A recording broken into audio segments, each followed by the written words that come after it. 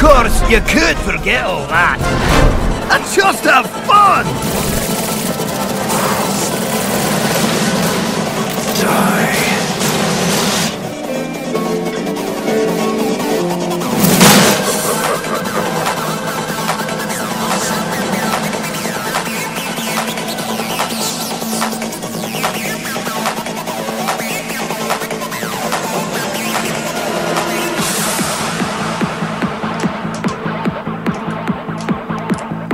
Welcome back to Twizzcast, everybody. We are here to bring you all the news under the Blizzard Entertainment logo for games such as World of Warcraft, Hearthstone, Heroes of the Storm, Diablo, Overwatch, and much, much more. But who are we? Please allow me to make just a few introductions. From the great state of North Dakota, she'll grab you, stab you, gank you, and spank you. The one girl who could make you enter the apocalypse with a can-do attitude, ladies and gentlemen. Please help me welcome back to the show, the lovely and talented Reb. Hello, dear. Hello, Twiz. You know, I have some pretty exciting news tonight. I actually have, using my personal financial statements, I have proof that treasure goblins exist. That or my employers finally pay me on time every Friday. Oh, they exist, all right. You better believe it. The truth is out there. The truth is out there. We need David Duchovny in here. Yes, we do. Yeah. Oh, from the city that never sleeps, direct from Las Vegas, Nevada, the man who is climbing the Season 4 ladder like Stairway to Heaven. Please help me welcome back to the show the Diablo demon-slaying master himself, Mr. Archon. Welcome back, brother. Oh, thank you so much, Twiz. But really, more than a staircase, it's more like one of the slides at the playground where I'm trying to climb up, but I just keep sliding all the way back down to the bottom. Maybe it's more like an escalator to heaven. Maybe that's if only. If only. The escalator going the wrong way. Right. There you go. Oh, and last but certainly not least is the man that has enough empty beer bottles in his house to craft an entire mock-up of Orgrimmar out of glass. It's the card-slinging Duchess of New York, the one and only Mr. Legendary Sexy Stutter himself. Welcome back for another week of beatings, my friend. Right now, I'm just working on drinking my beer and trying to make a cheer out of it. There you go. There you go. Yeah, dude, as we both know, if we really like dug into your closet there's enough to make an entire table set out of glass, not just a chair. That'd be exciting, man. Think about you could bring people in and be like, dude, check out my house. All the furniture is beer cans. And they'd be like, that's disgusting. But awesome. They're like, you have a problem. You have a problem. We need to talk. Dude, you need to be an intervention. So, and Battle Panda in the chat room just caught up on the fact that I called you Duchess. So, good game. And for those of you who don't know me, hello, my name is Twiz, and I will be your host for this evening. You will find me on the Coltiris US server on my Orc Shaman named Totemic in the guild Twisted Legion. You might see me playing several different heroes in Heroes of the Storm or throwing secrets all over the place in my Pally Secrets deck that I've been playing this week. You can follow us all on Twitter if you'd like, at TwizBP, at SexySetterBP, at TankThatReb, and at Archon the Wizard. And as always, if you hear anything or you want to add anything to this show, hit us up, podcast@BlizzPro.com. That gets you directly into my inbox. So first things first, everybody, you can get this show in a couple of different ways. The audio is available on iTunes, and it just got approved this week a couple of days ago. So I believe it's the only Twizzcast that's on iTunes.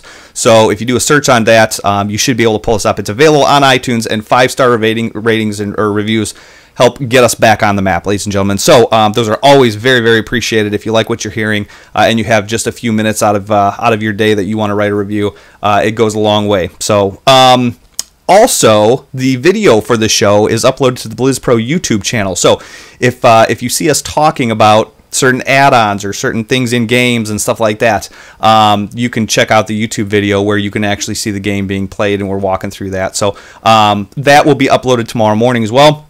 And if you want to join us live and hang out in our awesome chat room, you can go to twitch.tv/BlizzPro on Monday nights at 9 p.m. Central Standard Time, 10 Eastern, 7 Pacific. So, now that we have all the not-so-witty banter done and out of the way, let's dive right into the good stuff, because, guys, we have a great show lined up for you this week, and it's going to be of epic proportions. So, buckle in. It's going to be a bumpy ride. Let's talk about a little bit of our week in gaming. Reb, why don't you kick us off? What have you been up to? Sure, I have more exciting news. It just continues to get more escalating in the excitedness of this particular episode. But not only did I level another character to level 100, I leveled 2 characters to level 100. But what? Yes, God. I'm spending my summer getting a monitor tan, but it's turning out beautiful. I think that it's progressing nicely. What do you guys think? Wow. It's a thing. Good. Yeah. I mean, do you need suntan lotion for that monitor tan? Like you wouldn't believe. Like you wouldn't believe. My lips are chapped. But no, I did get 2 more characters to level 100 to max level, so that makes a total of 7 max level characters that I have, and I have 4 remaining to continue competing in this community challenge, the 11 by 11 challenge, trying to get 11 max level characters, 1 of each class, to max level before the 11th anniversary of World of Warcraft. And the end is sight. I'm getting there. The end is in sight. I'm getting there. But, I've had some distracting moments from purely just leveling. Also, and while I was doing some time walking this weekend, and if you were doing time walking as well, you know that it was Wrath of the Lich King. And I tell you what, with the new patch that came out that updated the badges and the new mounts and toys and little goodies that you could purchase, I don't know if they maybe adjusted some of the difficulty. That, or I was grouped up with people who were merely concerned with Taco Bell and Baja Blast Mountain Dew. Because that's all they seem to be concerned with, and we were having some difficulty getting through these time walking. I am so glad you brought that up, because I'm going to tag on that a little bit later. Perfect. But it's something that it wasn't completely face roll previously, but it's just gotten to the point where I felt like I was sludging through mud, and it was a lot more difficult this time around. Really, that has been all. I tried to get onto Diablo to get that level 70 character so that I could have Malthael's mount and heroes, but I didn't quite make it. So I have to turn to my Diablo 3 buddy here. Archon, what's up with this leaderboards? Where are you at? Where are you sitting? I actually couldn't tell you. I haven't played the last 2 days, and that's long enough that I'm anywhere close to where I was 2 days ago. Because, of course, we're still close to the beginning of Season 4, so leaderboard changes like crazy. Honestly, Reb, you talking about WoW and these time-walking instances makes me want to re-up my WoW subscription, because that's what I've always wanted them to do, is like bring back the old Time Walker, whatever it is. I don't play WoW. I've always wanted to play the old instances at max level. I just wish they'd release them all. But, I played a lot of Diablo last week because it was first week of Season 4, and so I got just over Paragon 500, which I was happy with. Wow. It's like way easier to get Paragon now, though, so it's not saying that much. There's people over like 800, probably 900. I don't know. I haven't been on the last few days. Things move fast in Diablo. But it was a good week. I really wanted to try out the Archon build, or the me build, as I like to call it. Yes. And everyone really gives me a lot of crap that I'm not playing it, so I'm like, I better at least give it a try. That's like the new build this season, and I really liked it for like a day, and I'm so over it. Really? It's such a temperamental build. If you don't get the right rift, or you're fighting the wrong mob, or you get a bad rift guardian, it's just like QQ for days. If you die while in Archon, you're useless for 30 seconds. I couldn't deal with it. I understand it's like the top solo build if you're trying to climb the leaderboards. Yeah. But I'm sticking with Del Rasha. And I feel good about it because I think Del Rasha is probably the best like team play build. I give a lot more utility to my group than if I was running Archon. So I'm having fun with that. And on Thursday we did this cool thing where I brought in 3 viewers that also played Wizard. Oh yeah. And the 4 of us ran for like an hour, and we collected like 3 stash tabs of legendaries. And then we did a random number generator and picked one of the 3 wizards to win all of the legendaries. Oh, how cool is that? Yeah, it was a lot of fun. They all sucked, but potentially right? it was really cool. Yeah, it's a thing. Yeah, so Diablo's going well, and I'm just kind of falling down the leaderboards now because I haven't been keeping up with the last few days, but I'm okay with it. Paragon 500 is good for me. But what's happening in the world of Hearthstone, Stutter? Any good news for your weekly gaming? Oh, some decent news. I'm rank 14 right now. I actually just had to check. Embarrassing. I just deranked 13. I've been playing Priest. A lot of Priest usually, just because It's so easy. Like, there's so many secret hunters out there. Or, not secret hunters, secret paladins, secret mages, everything. Everyone's playing secrets, apparently. Nobody wants anyone to know anything, apparently. Yeah. I mean, a little rude. Yeah. Right? Secrets don't make friends, everybody. Yeah, I know, right? Remember that. I know. I've also been playing a lot of Heroes of the Storm. Got to rank 20 on the... Oh, sorry about the sound there. I'm booting up a game here in preparation for the next part here, and I forgot that I had sound turned on. Go for it. No, tell the truth, Twiz. You were just getting bored. I was. Twiz is actually playing a Heroes of the Storm game right now. He's like, oh, come on, Stutter. You have to knock out those dailies, tell you what. I know. Right? I know. But I've just been playing a lot of Johanna. No one wants to tank, so I'm like, screw it, I'll tank. Johanna and Leoric. Leoric's so much fun because, like, you just, like, die and you come back to life, like, instantly. Just seems just so underwhelming. I mean, I know he's got his niche and everything, but it's just like... He's like ETC. ETC is great, but he just is underwhelming, in my opinion. Unless you can get off a good mosh pit. My favorite thing to do is come back from death as Leoric in the fight and just immediately entomb somebody. There's comes back and he's trapped. Yeah. Yeah, I can see it. Anyway, so how's your game going? Oh, well, let's see here. First and foremost, the one thing that I did was I did buy the new, actually, I got a Warlords of Draenor gift because I got my first level 100 in WoW. Nice! Yes, I know. It's pretty... Guys, stop it. Stop that. Sit down. You're crazy. And so, so I just got a Warlords of Draenor mount in Heroes of the Storm. But one of the other things that I did was I did buy the new Thrall skin and the new Sergeant Hammer skin, which is all sorts of awesome.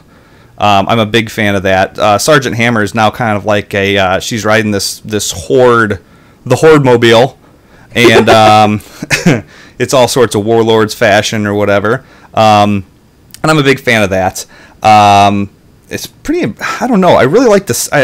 She comes stock in like a red skin, a green skin, and a purple skin. And not too much changes between the three skins except for, obviously, the main color. The other thing that I got was Thrall's new... what's it called? The Worldbreaker skin, I think it is? Earthbreaker. Earthbreaker Thrall.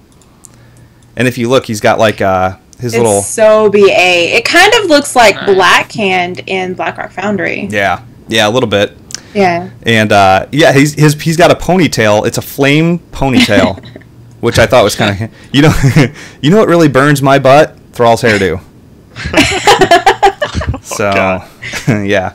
So... Hey, doesn't the tank one also shoot, like, as the BFG, doesn't it shoot, like, a giant fireball across the map? You know what? I got it, and I have yet to use Hammer.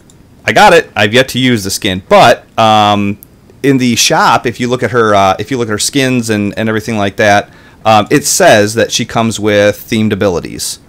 Mm-hmm. So yeah, that's a thing. So, anyways, I was pretty excited about that. I have thrown just gobs of money at Blizzard games lately, and it's borderline unhealthy. I did do the Heroes Power Hour last Tuesday night, so for those of you who are into Heroes of the Storm, that's another show that I do with DJ Tyrant, J.R. Cook, who is Eldorian, co-founder of BlizzPro. Stutter was on last week's episode, and Charlie, Belrog fan, BP. He's kind of our shot caller, so if you guys are really into Heroes of the Storm, make sure you guys are checking that out. I did an interview with Realm Maintenance, with Ro, over at, and he does a phenomenal job. Great guy and everything like that. The interview went very, very well, and he lost it. He lost the audio, which, as a podcaster, I get that. I've had that before. I almost lost a Ghostcrawler interview one time. And by the grace of God, I don't know, yeah. But, so... look for that. We're gonna take 2 tomorrow night, and check that out on Realm Maintenance. It should be coming out in the next week or so. After last week's show, guys, Archon wasn't even kidding. He power leveled me in Diablo. I went from level 1 to Paragon 50 in 30 minutes on a monk. What? Yeah. Yeah, Reb, where were you? Where were you?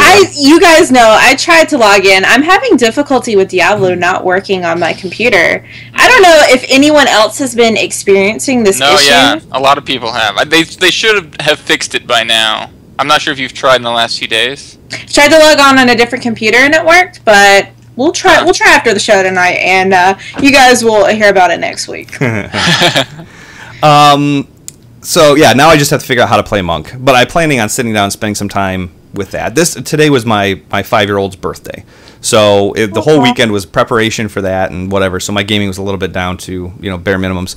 I've been trying out different Hearthstone decks, and the Ramp Druid deck that I featured in last week's show, great deck. But I'm here to tell you, you don't get your Innervates, you don't get your Wild Growths. It's done. It's over. De pinche de no es bueno, it's over. So I've been playing that Pally Secrets deck. That's just nothing but like turn 6, lay down a card, all your secrets come out, and if you have any type of a board, you just totally screw your opponent. So I think that's very broken, but it's a winning deck. So with the limited amount of time that I've got, that's the deck that I'm playing. I'm diving deeper into Totem Shaman, and there's a Zeus deck that is, and I still don't know how to pronounce his name. Savjz. Savjz. Okay. Savjz did a Zeus Shaman deck this week that we're going to feature as well later on in the show, guys.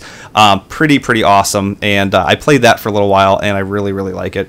I got my I got my Shaman to level 100. Yes, and I tried. I mean, I didn't know what to do. I hit 100, and I was like, okay. A whole bunch of stuff has changed now, and I've got to figure out what am I going to do. So right off the bat, I went resto because I know how to heal on a shaman, and I'm good at it. So I went and queued up for the time walking dungeon, and we got the one I don't even remember the name of it. It's the one where you fall. It's a Lich King dungeon. As soon as you walk in, you fall all the way down into this pool of water. And then you go up this little ramp into... like Goondrak or something like that. I think that's what it is. Yeah, and there's all the snakes on the ground the and trolls. floor. Mm-hmm. Yeah. So we went in there, and the first tank just had... I mean, I didn't know any better, but the first tank... he pulled the first time, and we all wiped. I mean, he was terrible. And they booted him. And the reason being was that they said he was a useless tank. And I was like, oh, okay, at least I'm not blaming the healer. And so then we got another tank, and always blame the healer. Seriously, and this other tank was a Death Knight, and it ported him into the dungeon on his mount, and he just thought that was the coolest thing. We all had to watch him ride his mount around for like 3 or 4 minutes straight while he freaked out about it. I mean, come on, dude. So, anyways, he pulls the boss. We all wipe, and then he's like, "Oh, I probably should have been in tank spec." Yeah. Yeah. I mean, probably. I mean, I know it's a heavy responsibility and all. I mean, I know it's a lot on your shoulders to queue up for a tank and expect to be a tank, but, I mean... It raises your chance of defeating the boss by 66.23333, repeating, of course, percent. Yes. Mm-hmm. So, anyways, after dying... 86% of statistics were made up, though, Reb. 90% of the time that might be true. Yeah. But anyways, so the one thing that people did was they were beating on the boss, and I would always run to the tank and everything, but he wouldn't pick up the snake ads that were coming, and so I would just get rocked. And we also had a level 94 warrior in the group. I don't know if that made a difference or not, not having good DPS. I don't know. But anyways, after our 6th or 7th wipe, I swallowed my 126 gold repair bill, and I just left the group. So that's been my experience since I hit level 100. And then lastly, the cool thing that I learned was I love my druid. I really love my druid. He's my heart and my soul. But leveling him as feral, I hate feral. I hate feral druid. I don't like it. I play my rogue when I want to rack up combo points. Okay, that's how I do it. I learned this week that you can level as Guardian spec as a bear tank, and it's exceptionally viable because you can just pull all the mobs and collect all 32 things you need in one pull. Mm-hmm. And so I was like, wow, that really makes me happy to hear. So that is going to be my venture in the not too distant future is grabbing the old druid ski and going to town. So I don't know. I know you get a level 100 boost when Legion comes out, but I don't want to waste it on my druid. But at the same time, I don't know. First world problems. You seemed a little bit overwhelmed with that. I will say that if you encounter any sort of difficulty actually killing everything and keeping up DPS, because I actually leveled my blood DK this past weekend, and just like you said, I could pull 50 mobs and I wouldn't die. It's just it took me multiple minutes to try to kill everything, and having a second person to level with you is going to help with that if they're a DPS. So hit your girl up. Hit up Rebby Reb and she'll help you out, please. DJ Tank Rebby Reb. Can do. Can do. Exactly. All right, guys. We're going to take about a 13-second break here, and we'll be right back with the news. Be right back. Hello, this is Blizzard Entertainment Community Manager Zarum, and you're listening to the one, the only Twizzcast. What do you think? I like turtles. All right. He's climbing in your windows. He's snatching your people up. To me, it look like a leprechaun to me. The news. Ain't nobody got time for that. Okay, the BlizzPro news is brought to you by our Patreon page, and I'll explain why very shortly. By supporting Twizzcast on Patreon, you are entering yourself into a way to put a chunk of cash back into your pocket. When we reach $500 in pledges every other month, we are giving that money back to a random patron. At $1,000, we're going to do the same thing, and so on. So if you want a chance of putting a bunch of cash in your pocket, supporting Twizzcast is a great way to make that happen. Head over to patreon.com/Twizzcast, and for every $5 you pledge, your name goes into the drawing once. The bigger the pledge, the better your chances are to win. We have you in mind at all times, and this is just one of the ways that we give back. And frankly, you deserve it. So, let's jump into the World of Warcraft news. Everybody, 6.2.2 dropped, and we talked a little bit on the fly, or about how to fly in Draenor last week, as well as the PvP Mercenary edition. And there's more stuff. Okay, there's a lot more that's going on, and we wanted to tackle the big chunks last week. So, of that stuff that's going to be added, or that's already been added in this newest patch, tonight we're going to take a brief moment and talk about some of that stuff, because I didn't really give it as much credit as it was due last week. So, Reb, why don't you bring us up to speed on some of the major changes that are, quote, of note? Sure thing, Twiz. Yeah, 6.2.2 is the gift that keeps on giving. So if you're playing catch up on the quest line for your legendary ring, a new weekly, well, actually 2 weekly quests have been added to aid you in that process. They are basically, the first one is where you can turn in your 20,000 Apexis crystals for this arbitrator quest in Lion's Watch or either Volmar, and you're going to receive 5 Abrogator stone clusters. Now each of these clusters actually contains 5 of the Abrogator stones, so you're actually purchasing 25 of the stones for your quest. So that's actually a pretty significant portion to aid you to being able to turn it in and move on to the second portion, which is where you collect the runes to turn into the tablets. And they actually added the second weekly quest, which is called Work Stoppage, and this is a quest where you speak with a renegade ironworker, once again either in Volmar or Lion's Watch depending on your faction, and you'll be rewarded with 75 elemental runes, and that is a big chunk. Definitely helpful if you may have switched to a different alt and started playing them as your main halfway through. If you maybe lost a little bit of motivation in the process, maybe weren't so happy with some of the filler patches, quote unquote. Maybe if you weren't happy with the selfie patch, and maybe you took a little bit of a break. But it's really just meant to be a catch-up mechanic so that people can experience the legendary ring while it's still current content, and it's still something that's going to be pretty beneficial to you. Also, something that I had alluded to last week, another interesting tidbit to this patch is the addition of a couple of achievements. They added Lord of the Rains, which is the achievement for collecting 300 mounts, and your reward is the Heavenly Azure Cloud Serpent, which is what I was discussing last week. Very beautiful. We obviously have seen the Cloud Serpent model before, but this reskin is that light blue, very heavenly, azurely, if you get where I'm going with this. Azurely. Yes, azurely. Another achievement added is for collecting 200 toys. Now, actually, in this case, the reward for completing this is the title Crashin' Thrashin', which I think is a pretty cool title. It's something pretty unique, something that we haven't really seen in the past, and something I would be pretty happy to wear around. Yeah. And actually, Dabum75 says, Twiz, when you time walk, make sure you use your legendary cloak. It's OP in time walking. Look at him assuming I have one of them. Anyways, okay, well, let's talk about some of the updates that we got from Dragoncon in the old World of Warcraft ski.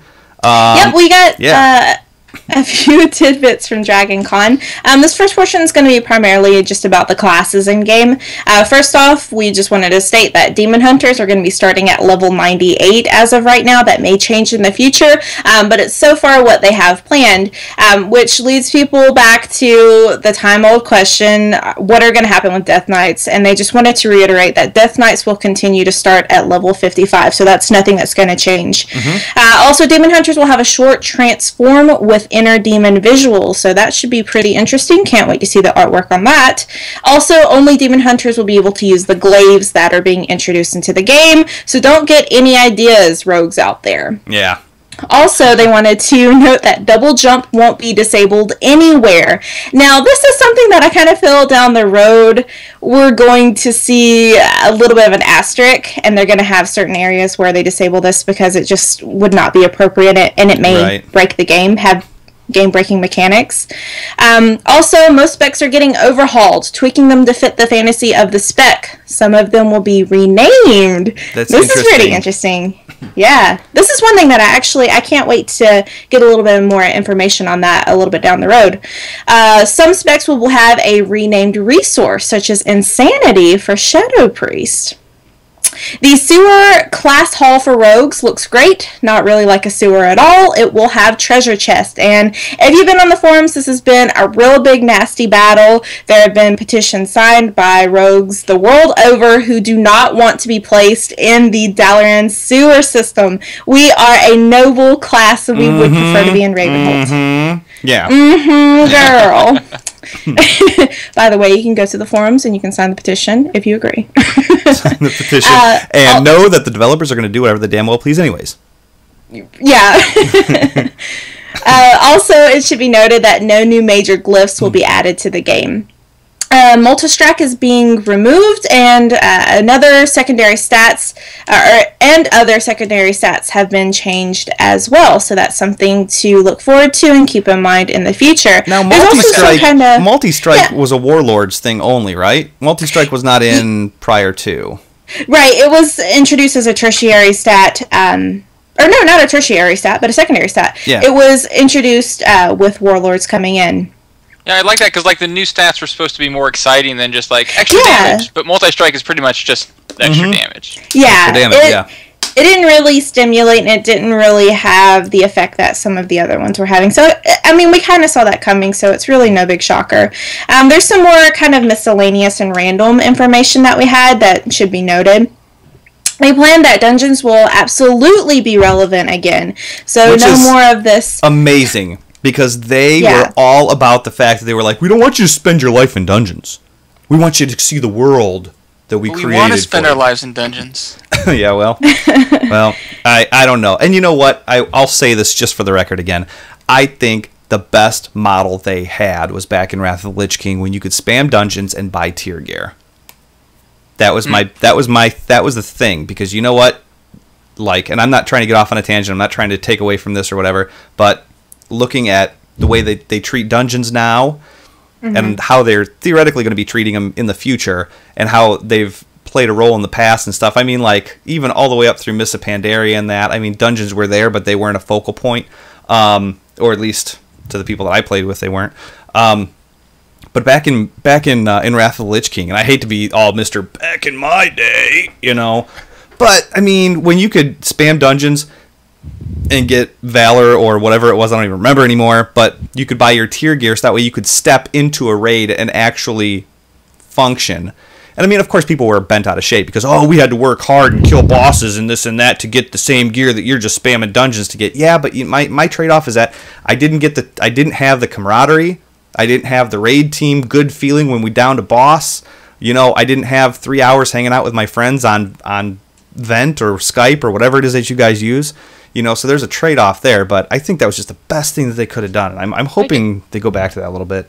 Yeah, I think I mostly agree with you. I think the trade-off more than anything was that you couldn't get the top tier gear. You couldn't get the best gear from doing dungeons until the next patch came out. And I think that's what made it fair. But I am with you. If I could spend all my WoW time in dungeons, I would. I only step out of dungeons because they incentivize us to do other things. So that would be awesome if we could just spam dungeons again. Yep. And I feel like they tried to incentivize dungeons in some ways this time around, but it wasn't really effective. It wasn't really things that we wanted to go out of our way for. And dungeons ended up even not being a complete bridge to raiding or bridge to something else. It ended up being like 1 2x4 that you used to get over a creek. Yeah. So it definitely wasn't very relevant to the game. So it's pretty exciting to hear that they've acknowledged that and they plan on changing that in the future.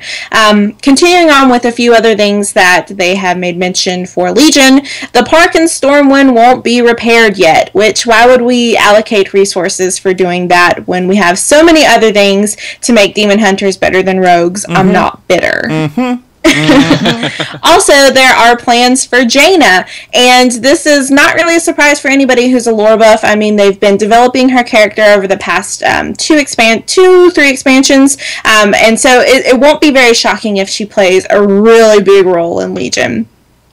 Also, the backpack might be updated, and this is pretty exciting news. It would be pretty cool if you could change the default backpack, which is just like, a 14 regular slot bag. 16. 14 or 16 or something like that, yeah. Yeah, it would be nice if you could upgrade that. So that may be what they're alluding to. Also, they just wanted to note that Warlords was not a filler expansion, and it actually built some things that will be going forward. I'm assuming they're referring to lore and the storyline, using Gul'dan as that bridge to Legion. They may be referring to game mechanics, but I think they're hinting more towards the lore when it comes to this. It's possible. Yeah, we'll just have to wait and see that. We'll wait and see that one out. They're, they love being cryptic. It's what they do the best. So yes, soon TM. Well, yeah, soon TM. Let's take another quick glance at what happened this patch as far as tuning goes. Some buffs and some nerfs and stuff. And I promised Reb, let's spice this up because you can only talk buffs and nerfs. I mean, that only goes so far. But if you don't tune it up a little bit. All right, let's do this. You guys ready? Here we go. Here's a quick rundown of the buffs and nerfs. Here we go. Feral Druids. Thrash got a 10% damage buff. Rake and Rip got a 20% damage buff, unless you're in PvP. In PvP, Rake and Rip deals 20% less. Monks got a 10% damage buff on Blackout Kick and Rising Sun Kick. Tiger Palm and Fist of Fury got a 20% damage buff. PvE Shadow Priests got some love with a 10% damage buff to Devouring Plague, Mind Blast, Mind Spike, and a 20% damage increase on Mind Flay. PvP Shadow Priests aren't so lucky, however. They had a 10% decrease in Devouring Plague, Mind Blast, and Mind Spike. PvP Warlock across the board got a nerf with a 10% damage reduction to Corruption, Agony, and Unstable Affliction. Lastly, Protection Warriors got a 6% damage buff to Devastate, Shield Slam, and Revenge. And the last thing that I want to bring up is the world events. So this patch, I'm going to kill this because that was, I felt that. I think you should play it for the rest of the show. I don't know why stop it at all. We could do that. Okay, the last thing that back on a serious note, last thing I want to do is they said that there was a number of improvements and new additions that have been made to the Hollow's End and the Feast of Winter Veil. So, and also to piggyback on that, you will find a new event coordinator in your level 3 garrison that has decorations so you can obtain, so you can have your garrison decorated all year round, fool. Who's ready for that? This is pretty exciting. I would so decorate with pumpkins and crap like that. 24/7. Obsessed with Halloween in real life. I have Halloween lights throughout my office. I would totally use this in my garrison. Would you really? See, yes! I don't know. I'm how that crazy far, person that would use this. I don't know how far that would go. I just don't know because I don't know how much of a demand there is for that. Is there? I mean, the general WoW population, probably not, and this may be a waste of some resources, but it has been mentioned. I mean, throughout this past year, a lot of people had said, you know, wouldn't it be cool if we could suspend kind of the limit of the lore that we've been given so far, and I could put a Christmas tree in my garrison. That was something that was really popular last winter.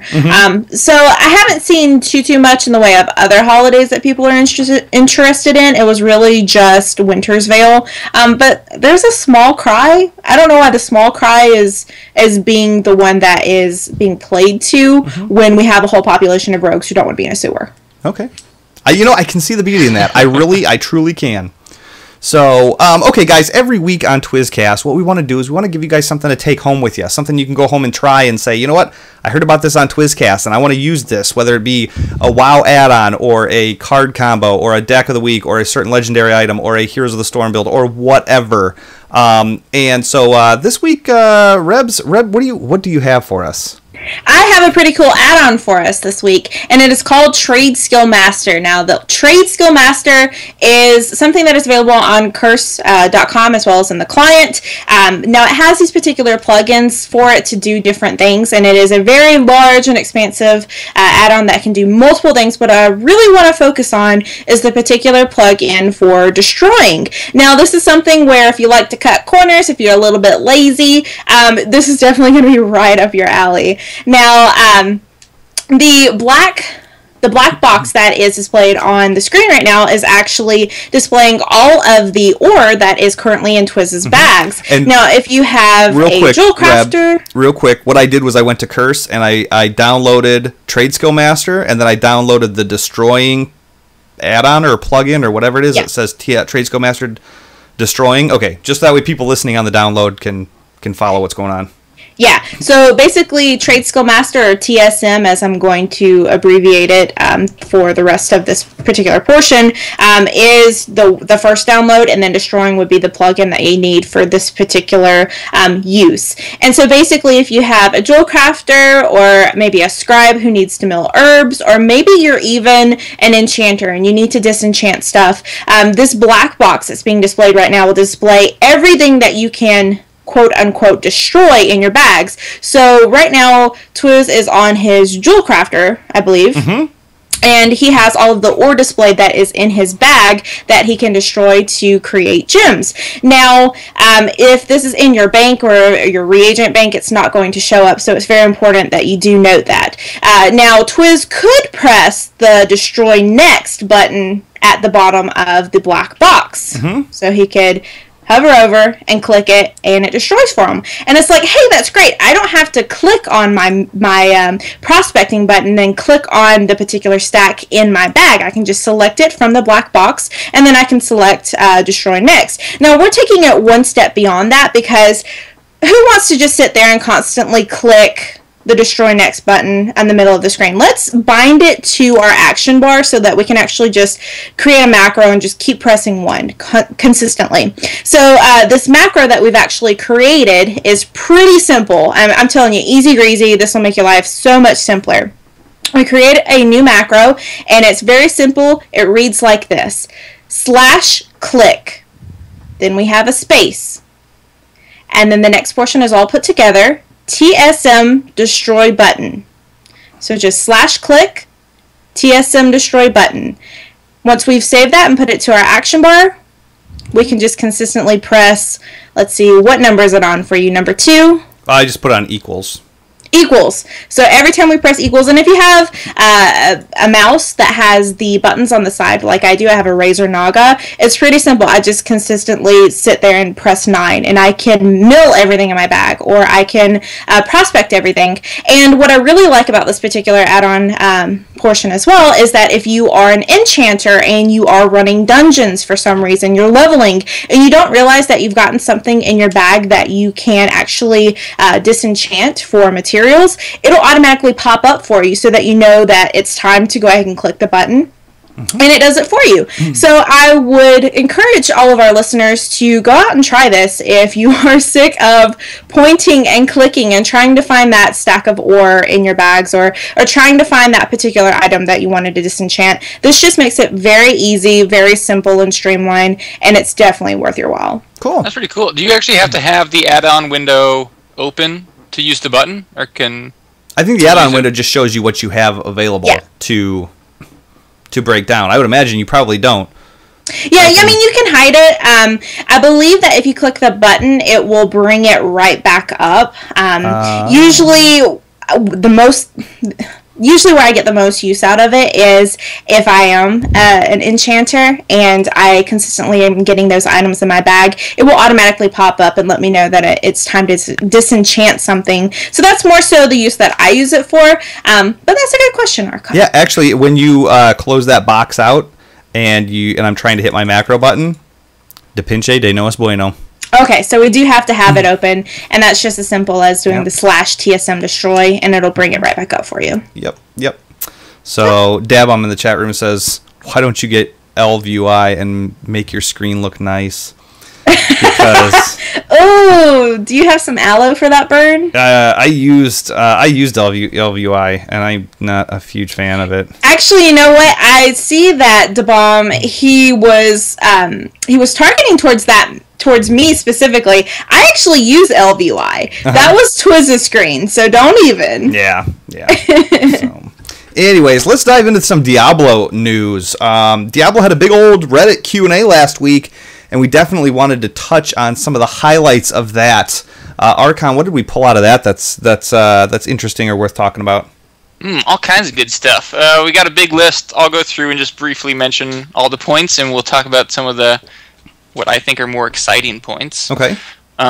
So they want to add a bigger gold sink. Anyone who's playing right now knows you get gold like crazy, and this is in large part because you can now take puzzle rings and put them in the Kanai cube, and that opens up the vault, where I've gotten like 80% of my gold from the vault. You get puzzle rings pretty frequently, so like a couple times a day we do vault runs, which is way more than we used to. I think that's attributing to a lot of the extra gold we have right now.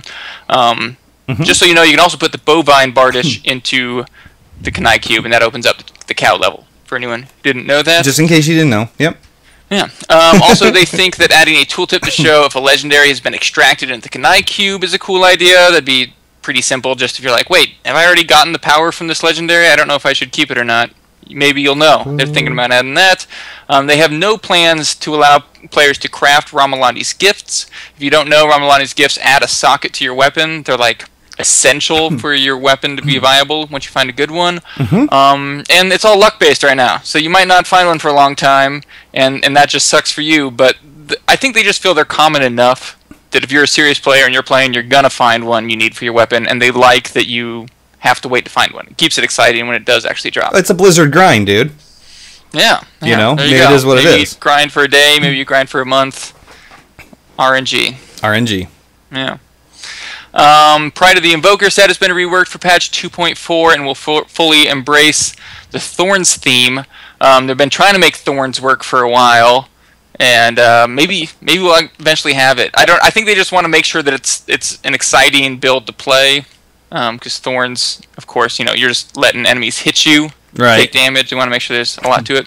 But they're reworking a lot of sets, and I think John Yang had mentioned that they've actually already done a lot of work on Shadow's Mantle, Might of the Earth, Jade Harvester, Firebirds, Akans, Invokers, and Marauders. And so 2.4, hopefully those sets will all be viable again.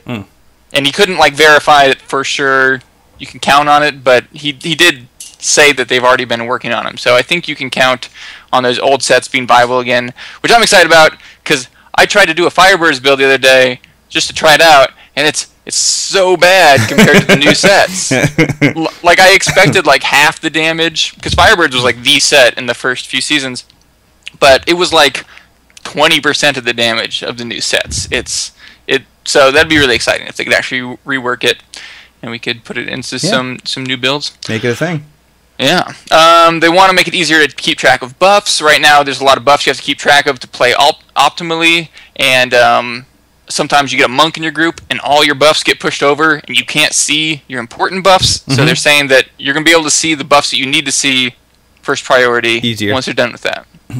Yeah, hopefully. A lot of players are like, why didn't you fix this before? This seems so obvious, but we didn't used to have as many buffs on us at one time as we have now. Mm-hmm. There's currently no plans for a stat squish. That's something people were asking for. They want to add more viable options for weapon sockets. They've been saying that since, like, the game came out. Since Diablo 1?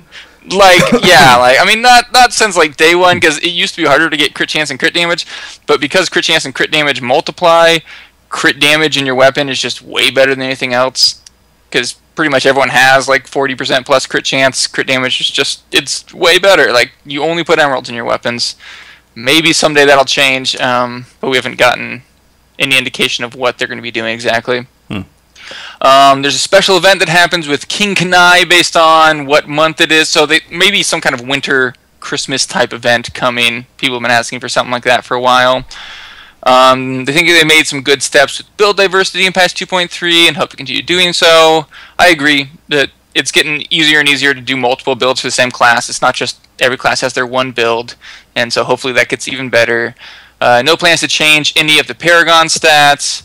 No plans as of now to add any purchasable cosmetics or stash space. They've said a few times why they don't want to add more stash space. They feel like players will just take up however much stash space they have. Doesn't matter how much stash space they give you, you're going to use all of it. You're going to use all of it no matter what, yeah. Yeah, and so it just becomes less stash space, just forces the players to organize their gear sooner instead of procrastinating to the point where they don't have, where they're disorganized. However, I have to agree with a lot of the players arguing about stash space, because I think at least they could give us a new stash for each character, because if you have like 4 characters you're playing, you can hold on to like nothing. So anyways, that's another rant. I won't go into that. That's fine. But they're not going to allow us to buy it, at least. Right. Which I like. I like that they're not doing microtransactions like they are in China. But anyways, they have been discussing ideas internally about how to provide appealing gem sinks, but they have nothing to announce at this time, because you get a lot of gems that you don't need nowadays. You just get them so easily after they got rid of a lot of the levels. They plan on adding new recipes to Kanai's Cube in the future, but have no plans of changing existing ones. There may have been some hidden recipes in Kanai's Cubes that no one has discovered. That's kind of exciting. I love that they do that, because it's like total flashback to Herodric Cube from D2. That they don't tell us what the Kanai Cube plans are. They're just like, here's a cube. Go discover it. Yeah. I mean, they give us at least a guide in this one. D2, I think it was just kind of up to the players. Now it's like, okay, here's the 7 things you can do, and all I know about is the puzzle ring and the bovine bardish, but I'm imagining there's going to be some cool new ones coming out soon. Yeah. There may be some hidden recipe in the Kanai's Cube, or they're going to be like, it's like, I can't think of a good analogy, but it's kind of like, just letting them know that, there's hidden recipes in there, guys. Just keep trying. Maybe they're just messing with us. There's no new recipes. There's nothing in there. Totally. There's nothing in there. And then they're like, oh my god, you've been trying this for 4 months and nothing. We're going to patch a fix in for that. Yeah, right. Turns out it was bugged the whole time, that's all. Yeah, I know how that goes. And then Shadow's Mantle, they're turning into a melee-based set for Demon Hunters, and they're going to allow Demon Hunters to equip a quiver and a melee weapon. Which is just kind of funny to me, the picture of a Demon Hunter like carrying around a quiver full of arrows and then just hitting things with the sword. And it's like, no, I need the quiver. It makes me attack faster with my sword. But yeah, I don't know why. Demon Hunters want to have a melee spec. I don't know why they don't just go roll Barb, but Barb would be cool too. Yeah. But Barb is the actual melee build in Diablo, so that's what they're stuck with. But yeah, Demon Hunters want to hit stuff with a stick too, I guess. Yeah, it's a thing. Yeah. Who doesn't, really? Yes, yeah, a small part of all of us really wants to hit stuff with a stick. Hit stuff with a stick. Oh my god. Yeah. And so yeah, that was all for the Q&A. It was kind of enlightening. You can go see the changes online if you want to read more about them, but those were the bullet points. And yeah, we have a cool thing of the week. Yeah, we have a cool deal of the week, guys. Again, this is I think we're going to feature different kinds of builds or different legendary items that are kind of neat and stuff like that. So, yeah, what do you got? What do you got this week? Okay, so there was a cool article done on Diablo.BlizzPro.com that you guys should check out about Bane of the Stricken, which for anyone who's been playing regularly, you know all about Bane of the Stricken. You're probably using it, but this is more for people who are coming back to Diablo and they're like, what legendary gem do I use? There's so many of them, I don't know. Bane of the Stricken is a new one, and it is particularly good for running Greater Rifts. In fact, before you get to higher level Greater Rifts, you probably don't want to use this. First of all, I'll just explain what the gem does. Each attack you make against an enemy increases the damage it takes from your attacks by 0.8% starting. So it sounds really low, like less than 1% extra damage every attack. When you level it up, it goes up by only 0.01%. So like at level 50, it's adding 1.3% increased damage against that specific enemy every time you attack it. So naturally, the more attack speed you have, the faster those stacks are going to go. But as far as I know, they just stack infinitely. Mm-hmm. And from what I've heard from players, I haven't tested this myself, but if you have multiple people in the group, you can actually have all your stacks will apply to everyone else. I've heard that. I can't stand by that. That's just what the word has been going around. So it's probably better if you have more people in your group. But it can really add up. If you have a really long fight and you're attacking fairly quickly, that 1% every attack can stack up 50, 100%, 150% until it makes a huge difference in how much damage you're doing. But of course, if your fights are ending in 5-10 seconds, it's not going to do much at all. So this is the kind of gem you want to put in, and maybe it's a secondary gem that you don't have in your main build. If you're just farming like low-level stuff, don't use this. But if you're ready to, get into some Greater Rifts and really make some progression, throw it in there for sure. It's definitely the best gem for the higher Greater Rifts. And once you get to rank 25 on the gem, you'll gain 25% increased damage against bosses and Rift Guardians. And that was the biggest reason why they added this gem in, is because Rift Guardians get kind of ridiculous in the higher Greater Rifts.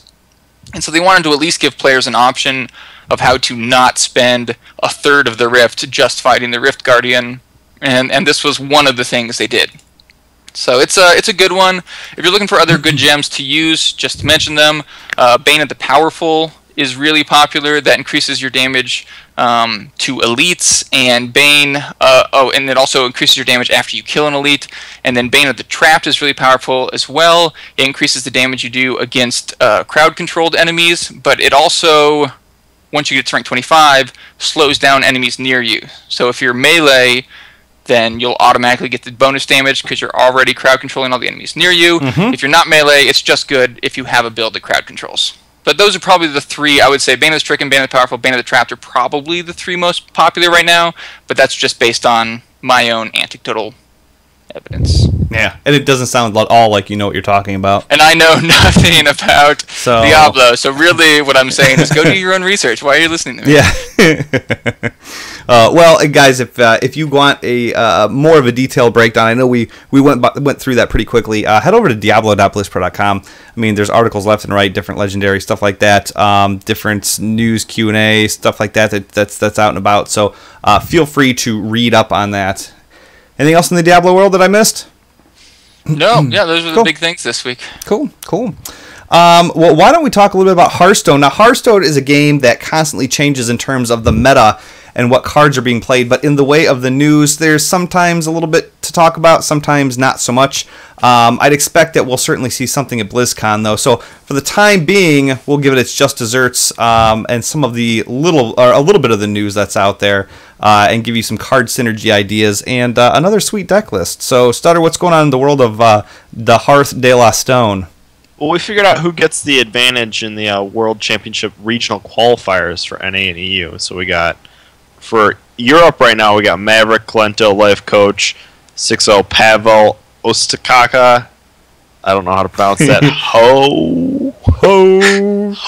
There's a J at the end of that one? I can't pronounce that, but whatever. And RDU. And then for North America, we got Zale, Amaz, Silent Storm, Phone Tap, Fibonacci, Firebet, Neobility, and Trump. So Neobility and, is like one of the newer names. It's always exciting to see these new people. Mm-hmm. From back when I played, I recognized most of them though. You know, it was just surprising that like the upper side of the pro scene doesn't change that much. Like they must really put in a lot of work. Yeah. Yeah. Man. Yep. And and the funny thing is, dude, is you played with a lot of these guys too. Yeah, I was on a team with Firebat back in the day. Yeah. Yeah, back when Stutter and I did Keep Calm and Don't Kick My Robot, when we stopped doing that show, believe it or not, the person I was in contact with wanted to replace you with Firebat. And this was prior to Firebat winning BlizzCon and everything like that. This was back when he was just hanging out and doing the thing, so it's insane. Yeah. You see some of these names and it's like, I know you've got a pretty good relationship with these guys. That's cool. It is cool. It is very cool, actually. Also, the other news is new card back. Every season we get a new card back. Oh, yeah. And every month, you know.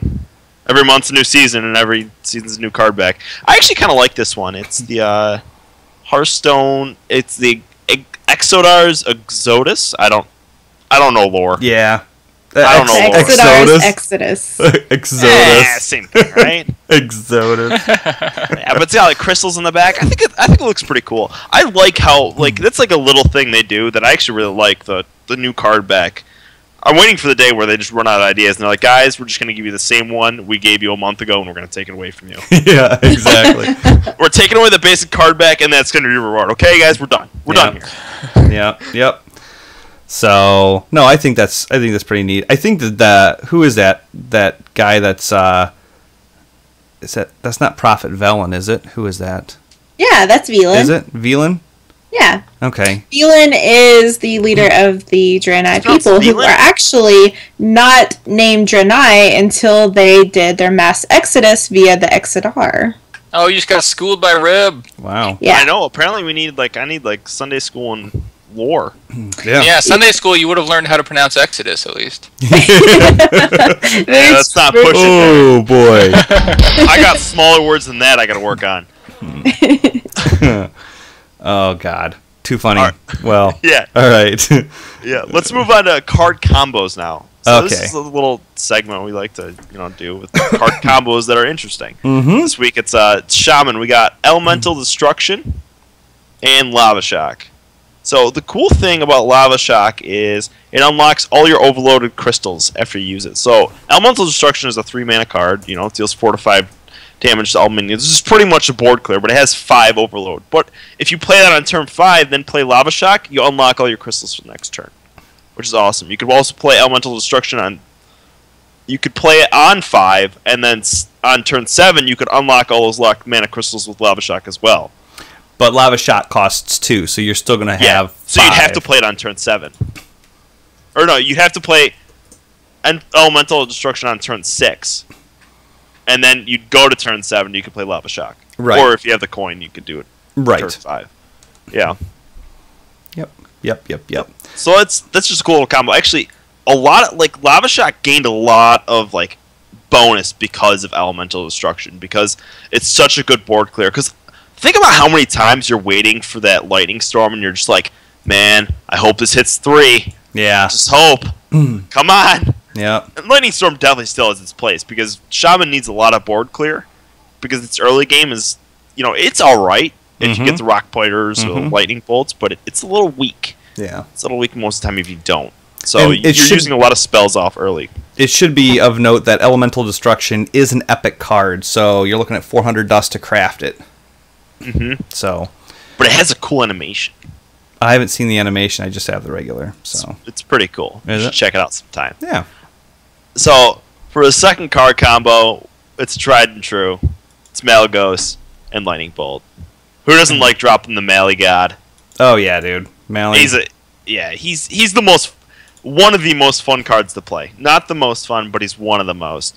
And when you get to Lightning Bolt someone for 8. Even if you're not killing him with that, drop Malygos Lightning Bolt, that's a giant down. Mm-hmm. Just boom. Gone. 1 mana, giant down. And they got to deal with Malygos, which is a 4/12 is a pain in the butt to deal with. Anyone who's gotten Ysera dropped on them, they're like, oh, Mm-hmm. That's one of the good things with Shaman in general is is, Hex deals with everything. So Hex just allows you to deal with all these cards that are a pain in the butt for everyone to deal with. Like, if you get Ysera dropped on you as a druid, you're done. Yeah, you have you don't know how to deal with it. Either you're going to win the game that next turn, or you're going to lose the game. Yep. No, absolutely, dude. But the thing about it is, it's like, depending on what your deck list consists of, and here's what guys think of, it's like, oh, it's a 4/12. They're not gonna have any way to deal with it. But if you don't look at what else is in your deck, like, what other threats do you have for them to use their silences on? For them to use their, oh my God, Siphon Souls, their big game hunters, their whatever, what other threats have you thrown at them in order to fish out that stuff? Because I guarantee you, if you're like, oh yeah, they're not going to be able to do anything with this 4/12, boom, it just got owled, and it's over with. Why? Because you didn't put anything else out there to get owled. You didn't put anything else out there to get Siphon Sold. You didn't put anything else out there. You just dropped the big tamale right there on the table, and they've been waiting for it, and sure enough. So, anyway, sorry.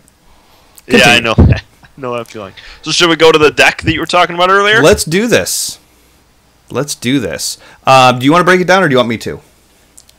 I'll break it down. Okay, yeah, go for it. So we got one Earth Shock. No, wait, what's the point of this deck?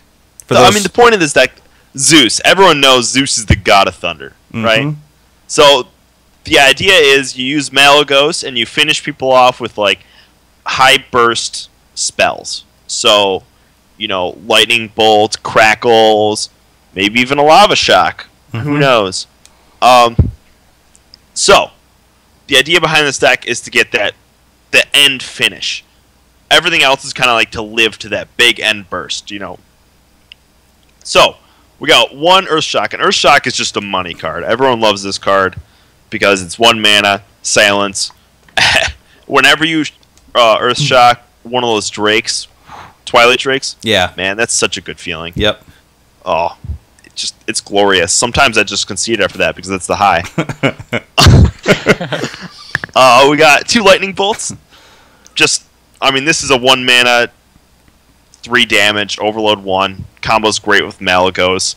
Also can help you with that early game if you ever... Lightning Bolting takes care of a Knife Juggler, That's an easy turn. Also, we got Rock Biters for the same purpose as Lightning Bolt, but you really want to save the Lightning Bolts more for Malagos and use the Rock Biters early on. So Rock Biter early game is more important than Lightning Bolt. Late game, Lightning Bolt's more important. Well, but also it should be a note that later on in this deck there is a Doom Hammer. So if you do happen to be sitting on a Rock Biter and a Doom Hammer, keep in mind that's 10 damage.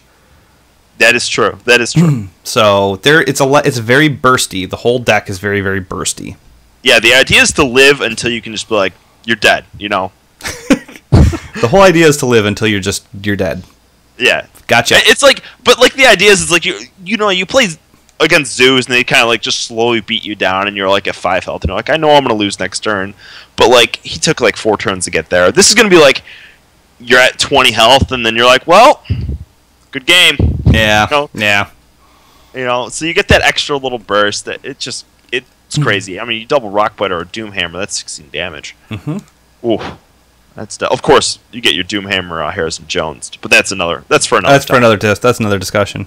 Yeah, so we got 2 Rock Biters, 2 Ancestral Knowledges. This is one of the newer cards. Draw 2 cards and Overload 2, and it's 2 mana. So it's just a great card, especially with Lava Shocks, because you draw that and you play that and you play Lava Shock. Maybe next turn or whatever, or maybe in the same turn if it's turn 4, and your mana crystals gets unlocked and.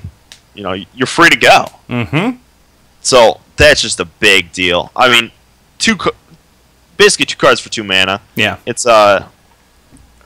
just phenomenal. It just cycles your deck. So we got 2 Crackles. Crackle's just awesome again. 3 to 6 damage. That's good to combo with Malagos. Hopefully you don't get the 3 damage though, because that's kind of lame. Even with Mally, that's 8 damage. I know. That's nothing to sneeze at. It's like, man, I could have had a Lightning Bolt. Yeah. At least you get the 9 damage. You're like, okay, that was worth it. Yep. We got 2 Lava Shocks, which we were talking about before. It unlocks your Overload, and there's a lot of Overload in this deck. So that's a big deal. We got 2 Elemental Destructions, board clear, and cool animation, you know. And it's like the board clear that you don't have to hope that's a board clear. It just everything's dead, and you're like, awesome. Yep. You know, so if they overextend and you play Elemental Destruction, even though maybe you don't have that Lava Shock to unlock it, or maybe you don't have enough mana to play it, doesn't matter. It's incredible. Like, you might just play it anyways and be like, well, I can deal with whatever I deal after this. I'll give them a free turn.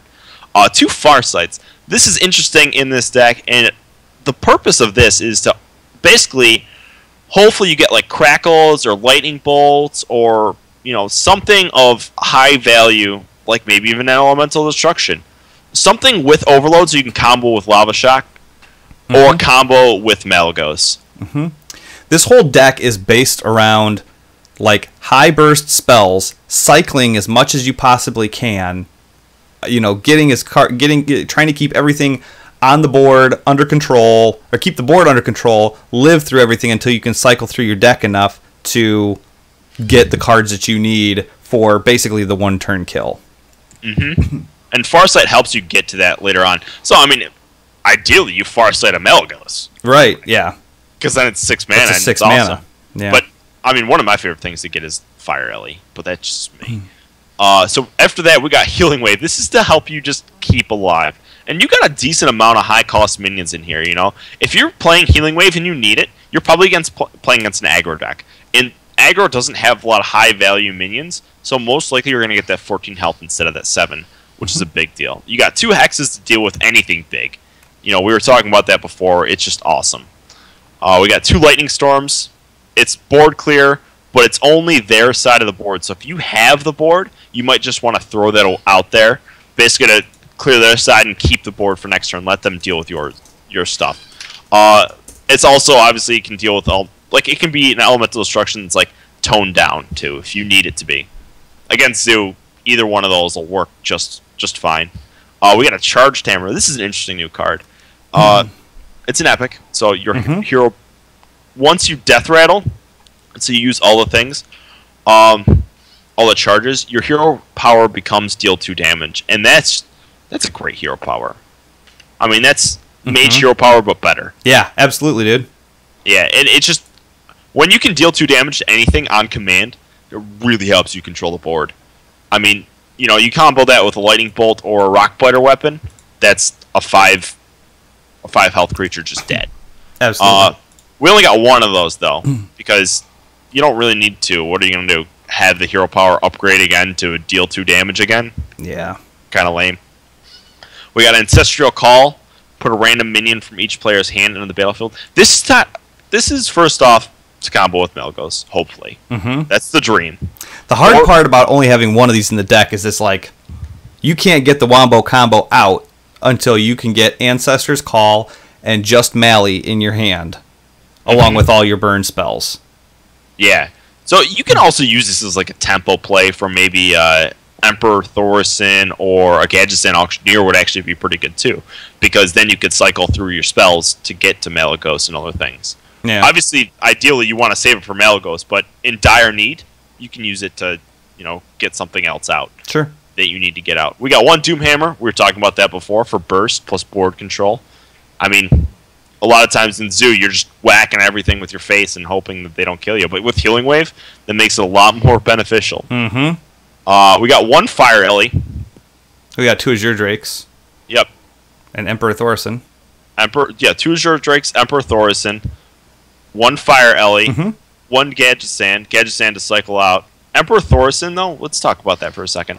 It's basically going to make all your spells cost less. So if you're Emperor Thorson and you get, you know, both your Lightning Bolts in your hand or a Crackle and a Lightning Bolt, that means when you play Malygos, you get to play Lightning Bolt plus Crackle instead of just like 1 Lightning Bolt. And that's a huge deal. Like, so you need that Emperor Thorson to get those spells to cost less. That's, like I said before, also the purpose of Farsight, to get those spells to cost less. So you Farsight a Lightning Bolt, you shouldn't be sad.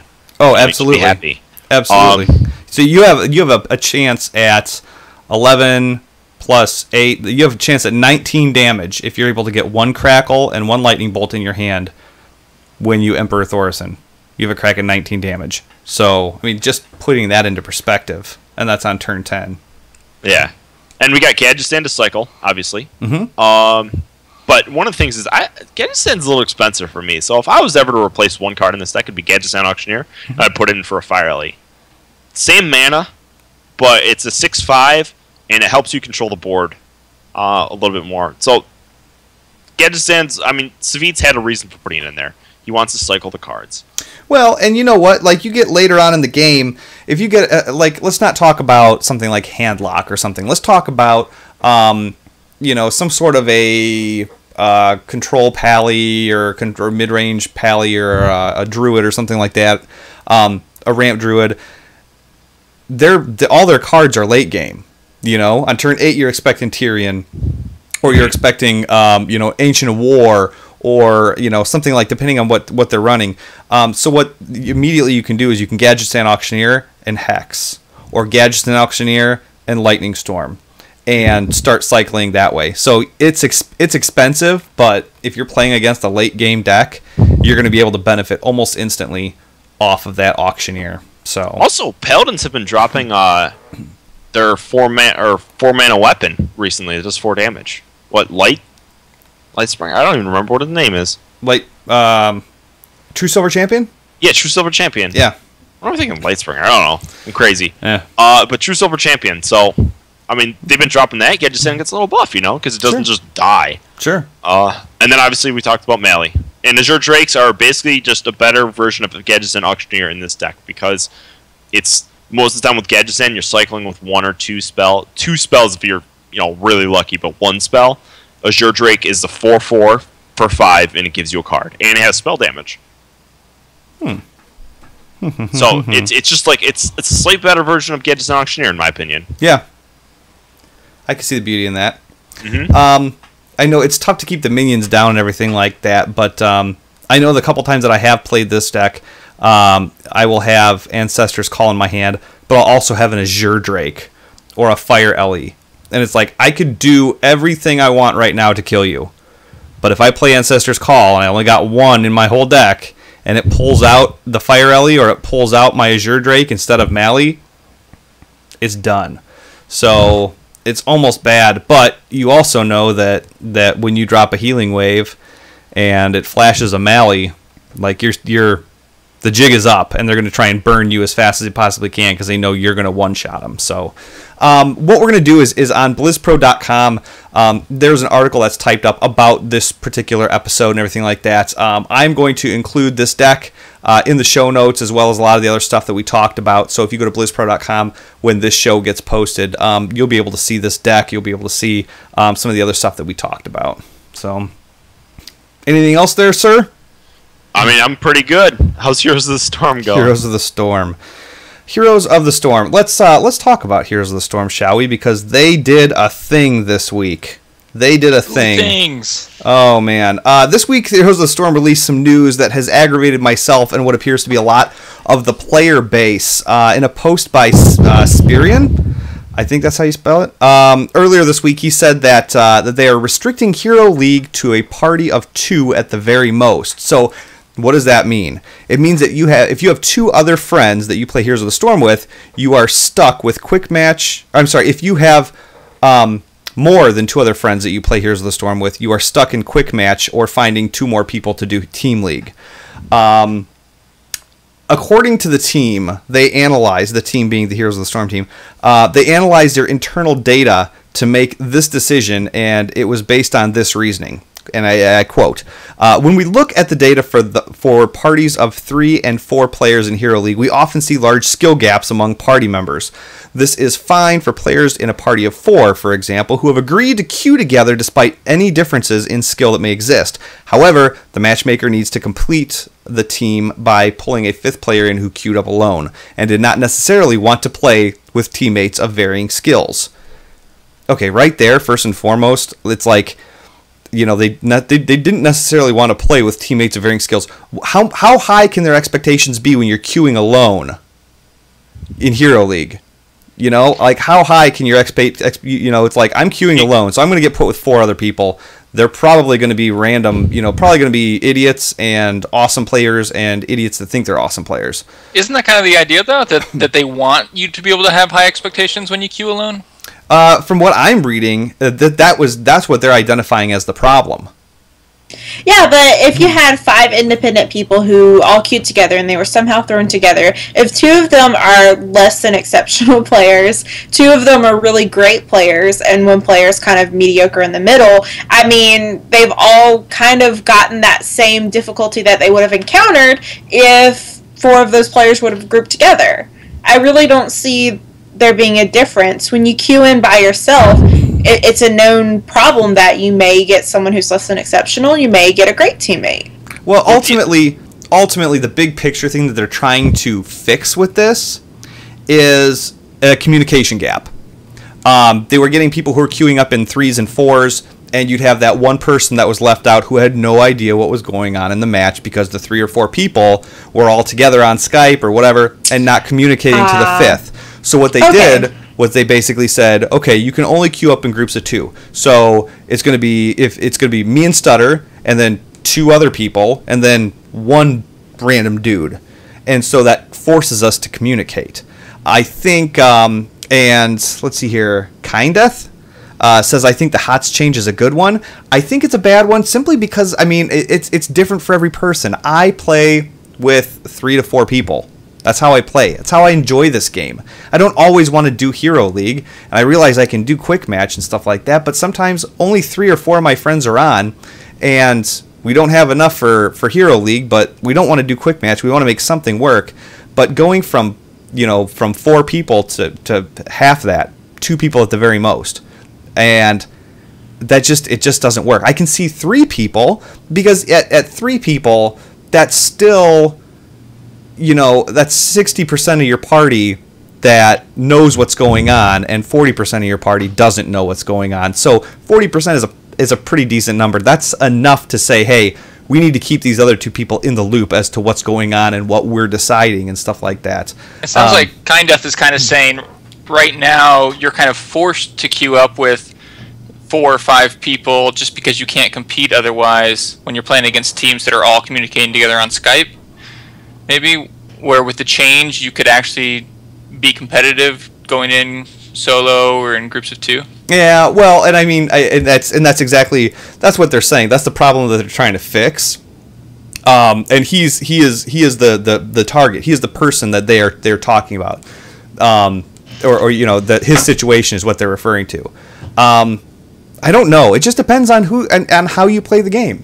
If you are a solo queuer or whatever, you're going to be pretty much unfazed by this. You might even think it's better because people are going to be more open to communicate. I mean, it definitely capitalizes on the solo person. So, because, if you queue up as a group of 4, I think what they're getting at is, one person can suck in your party, and you're okay with it because you're friends with them, you're hanging out with them, but that 5th person who just got dragged in doesn't want to play with that person.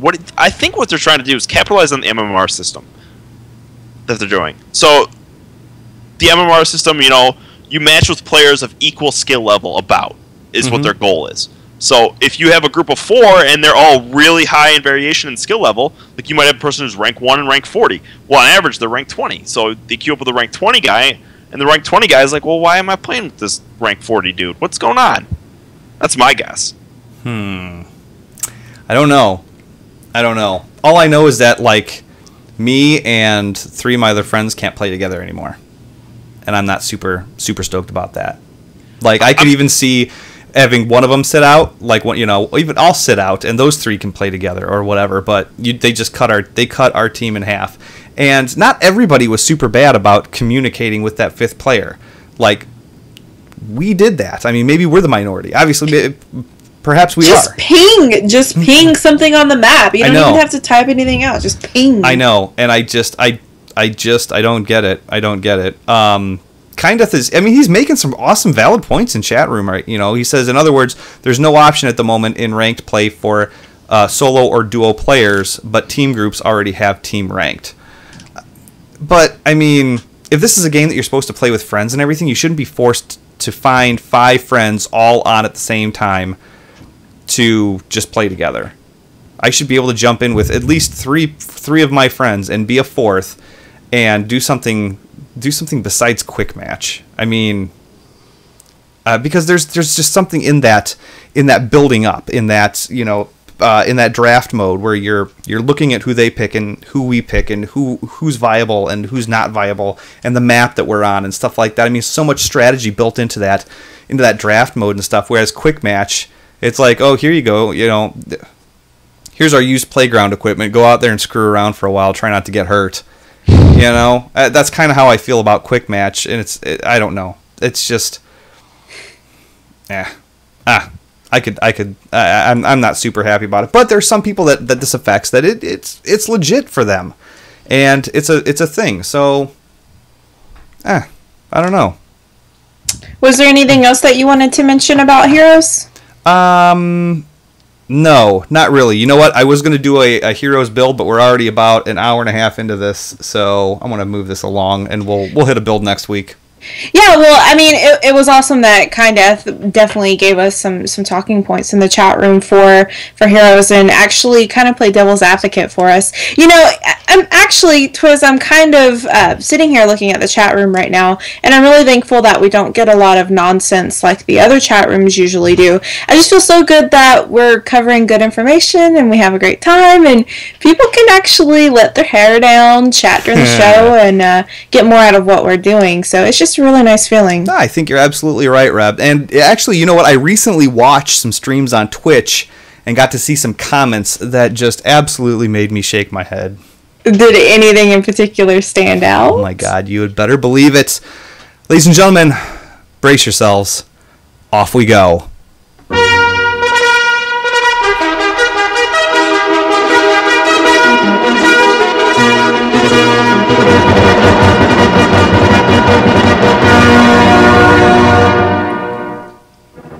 The top 10 Twitch chat comments that makes us concerned for the future of humanity. Ringing in at number 10. I was going to teach my dog how to play Hearthstone, but then what would I do with a retarded dog? Number 9. My mom told me I couldn't have this game. I told her she needs to get a job so I can get it. Damn right.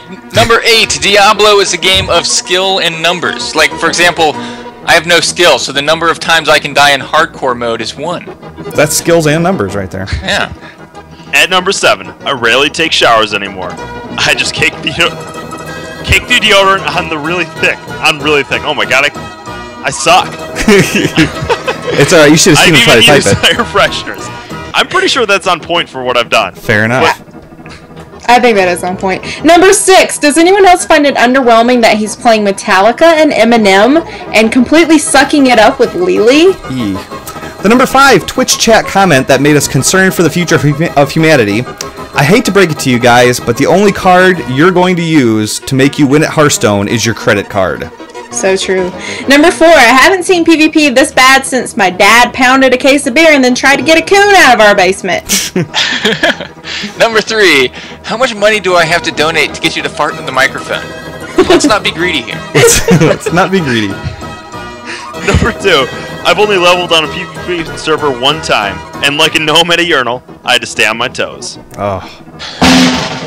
And the number 1 Twitch chat comment that made us concerned for the future of humanity. Varian Rin looks like a girl I dated in high school, but her hair was shorter and she didn't have a wiener. Apparently. So that's that. Be right back, guys.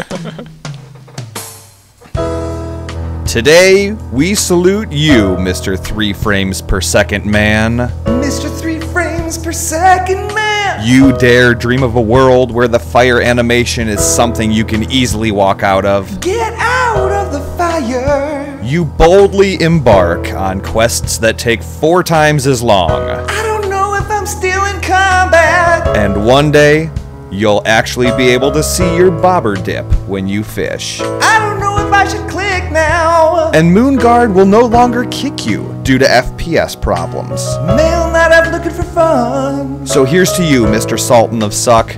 DoghouseSystems.com can build you a rig and put you back in the game with the rest of us. You deserve it. Your raid team and arena team deserve it. And so do the rest of us. Mr. 3 frames per second man. Go to DoghouseSystems.com and use the coupon code TWIZ at checkout to double your memory. Twizzcast would also like to remind you to game responsibly. Been sitting here counting the mail at home 20. All right, let's jump into some emails. This is the part of the show when we read the emails that you guys have sent to us. And if you'd like to reach out to us, you can do so by dropping us a line, podcast@blizzpro.com. We are more than happy to hear what you have to say, and we'll absolutely read it on the air. So the first email we got is from Dr. Lore. And Dr. Lore wrote he had a couple of questions, and we'll go through this a little bit. We'll break it down a little bit. He says, "Hey folks, I was just watching your Twizzcast yesterday, and I really liked it. It's a cool show with a lot of tips and information. I'm looking forward to more episodes, but here are some questions for you. Number 1, you were talking about putting stuff into show notes, but where can I find them? They're not on YouTube and not on the blog post on your site." So, last week's show got posted, and I did not have the time. Everything happened a lot quicker than I thought it was going to be. I did not have the time to upload the deck of the month or the deck of the week that we did, and some of the other stuff, the add-on that Reb did for World of Warcraft and stuff. I didn't have time to do that, so I will make sure that all of my crap is in one sack before it gets sent up to the website. So that way, when you guys go to BlizzPro.com and you see the Twizzcast episode number 2, whatever it is that we decide to name this, and you'll see the deck list there. You'll see everything that we talked about. That way, you don't have to worry about remembering what we talked about. You just have to remember to go to BlizzPro.com and get reminded, because it's right there for you. Number 2, he says, "As a fan of all Blizzard games, I love the fact that you had a specialist for every one of those games, and that you talked about all of it. But wait, all of them? No. One little game was missing. Where is your StarCraft guy?" What's this StarCraft? What is StarCraft? What? It's the crafting of stars. So here's what's going on. Like, the StarCraft community, they have their own community. They have their own, the people that cover StarCraft news, they really have their fingers on the pulse of it. They really know what's going on. They really understand everything that's happening. And, we don't play StarCraft. It's an amazing game. I love the game. I mean, I'm terrible at it, but I love playing it. It's one of those games I sit down and I'm like, why did I stop playing this game?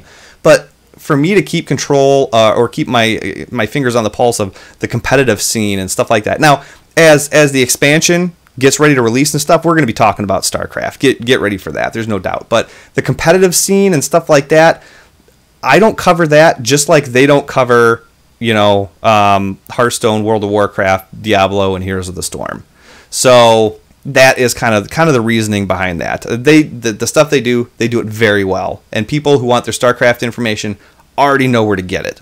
So, but don't lose hope. We're not going to not talk about it when important stuff is coming up, but yeah. But for the record, both Stutter and Archon do know a little bit about StarCraft. So, a little bit. Yeah. Very little. Cheese. I know stuff about the map editor more than anything. But he knows about them STDs. He sure does. Mm-hmm. I do. Yeah, I can talk about arcade games all day, I guess. There you go. The third question that he says, as a person who's watching Twizzcast, the first time and is relatively new on BlizzPro 2, I'd love to hear something about the history of the podcast. Why is this the first episode, the return?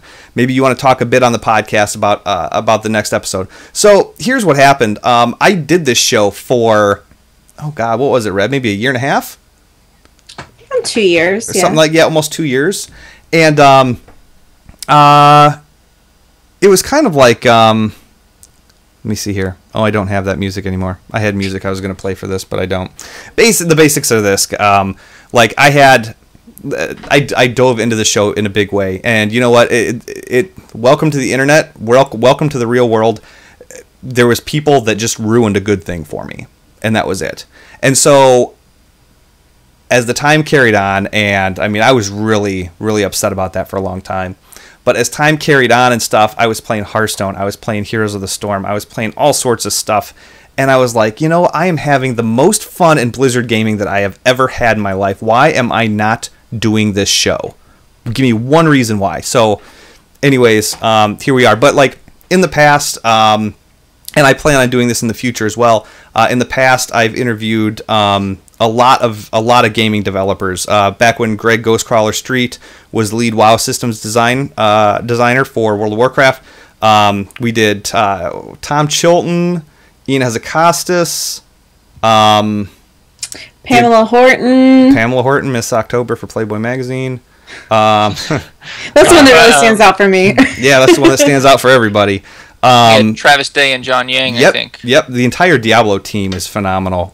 We did a lot of Diablo brainstorming stuff and interviewing and stuff like that. So that's and I miss talking to those people. I miss having a relationship with those people and stuff like that. So I'm really looking forward to that. And guys, rest assured, I am on the hunt for getting some pretty awesome people on this show as guest hosts and interviews and stuff like that. So stay tuned for that. So anyways, that's what he said. Thanks for the nice new podcast and all the other cool stuff on BlizzPro. Greetings, Dr. Lore. So Dr. Lore, thank you very much for taking the time to write in and check us out. And so I hope we gave you the answers that you so desired. Let's see here. That was the only email that we got. One of the things that I do wanted to talk about real quick is that we got some iTunes reviews. Which, right? Was it from Jobu's mom? It's not. Oh. It is not. No, it's not. But you know what? These are epic. These are epic reviews. And so you know what epic reviews get? They get epic music. They get epic music. Wait for it. Wait. Oh, my God. My epic music is not here. It's not here. It just, you know what? I had to... Archon, make the noises. Make the noises.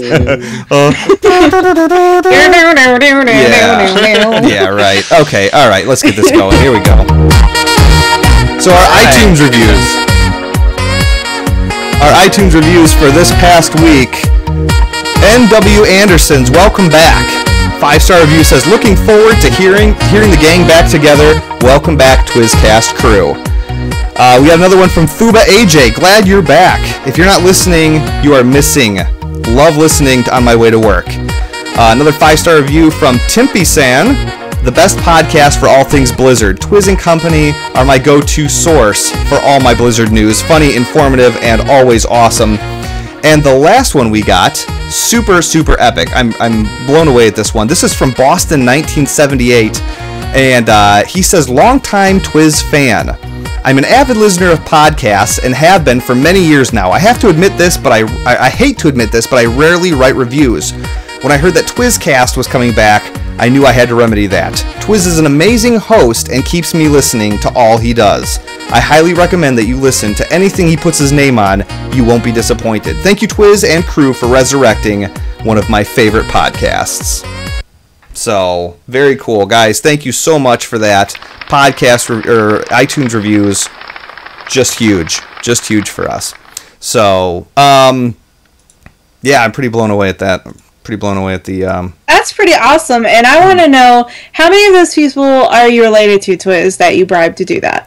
Well, actually, there was like 12 of them, and only 6 of them showed up to do it. So I gotta call my relatives again and be like, "What the crap?" No, seriously, thank you guys for the iTunes reviews. It is awesome hearing back from you guys and just getting a little bit of feedback about the show and our future and going forward. Absolutely. So, yeah, I want to give one last thank you to everybody involved in helping this show come back on the air. If you want to find it on iTunes, you can do a search for Twizzcast. Just look for our new logo. I think we're the only Twizzcast that's on there, so you guys should be able to find that pretty easy. 5-star reviews, a great way to help get us back on the map and let other people know that we're here. If you want to catch a live show, tune in to twitch.tv/BlizzPro on Monday nights at 9 p.m. Central, 10 Eastern, and 7 Pacific. Archon, anything for the masses before we're off and up out of here? Yeah, I just want to remind everyone that if they're thinking about rolling a character in Diablo, to have a friend power level you. Because it only takes like 20 minutes, and so if they say no, they're just being lazy. And not a very good friend. Yeah, it's not true. A good friend. Call them out. Yep, take them off the Christmas card list. Don't spend hours doing that. Yep, take them off the Christmas. Christmas. Off the Christmas card list they go. Yeah, and as a farewell, may all of your legendaries roll ancient. I like that. How about you, Reb? Yes, I would like to remind anybody if they would like to compete in the 11x11 contest to hit me up on Twitter at TankThatReb for details. And I would like to leave you with this. By fire be fabulous, Reb Naros has spoken. They're so soft. How about you, Stutter? I don't know, but I've seen Archon jamming on all these songs. I think we should start a Jazzercise episode. We could do it. Yeah, why not? We could do it. Some exercise tapes. We could do it. That Yeah, might be perfect. Twizzcast. That Jazzercise. Jazzercise. Twizzcast. We could probably do that. We could do that in the after hours. So for those of you in the chat room, stick around for the after hours. That's when crap gets rowdy. So, anyways, guys, thank you all so much for what you do. We will be back next Monday night. So in the meantime, I want everybody to game safe, love one another, and please, everybody within the sound of my voice, take care.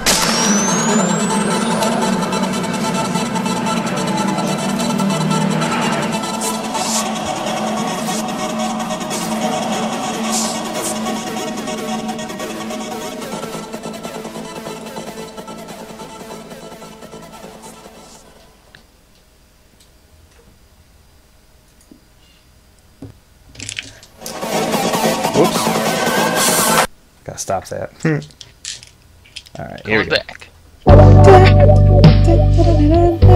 Yes, yes, yes. Oh yeah.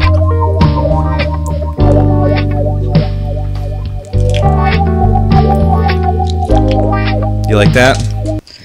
I don't know what Jazzercise dance we're gonna do to that song, but I cannot wait to see it.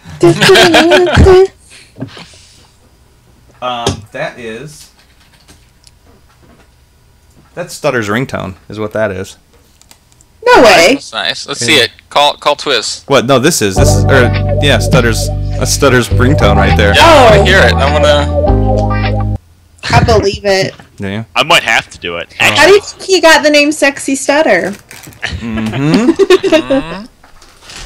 Oh yeah, things get weird on my phone. On the after hours.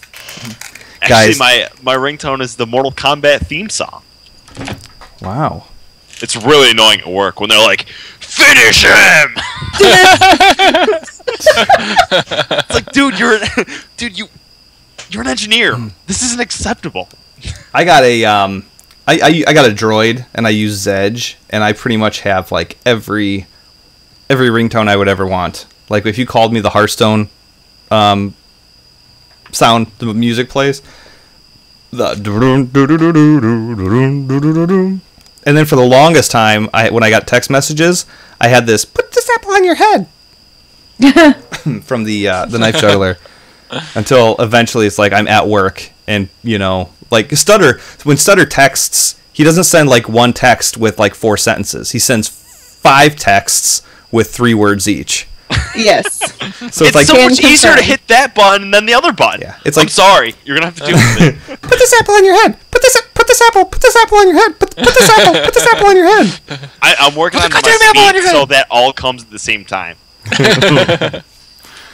Oh my gosh. The rusty horn from Hearthstone. Oh yeah. Battle Panda says the SMS is the rusty horn. That's on here. I should get that. That is a pretty good one. Mine is Baby Murloc, so it goes. Oh yeah. Yep, I know that one.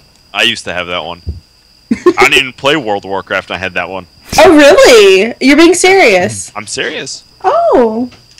Man. I'm not even making fun of you, Red. That's weird. Yeah, I really thought that you were making fun of me. Change this. Hang on, I want to listen to something real quick. Twizzcast is on there, so you guys should be able to find that. That wasn't it. I want to see how loud the music I'm gonna go get a beer for what we were doing. Our iTunes reviews for this past week. N.W. Anderson's Welcome Back. Okay. Close enough. It's so hard to gauge the volume levels because I'm doing that off my tablet. Oh no. Oh no.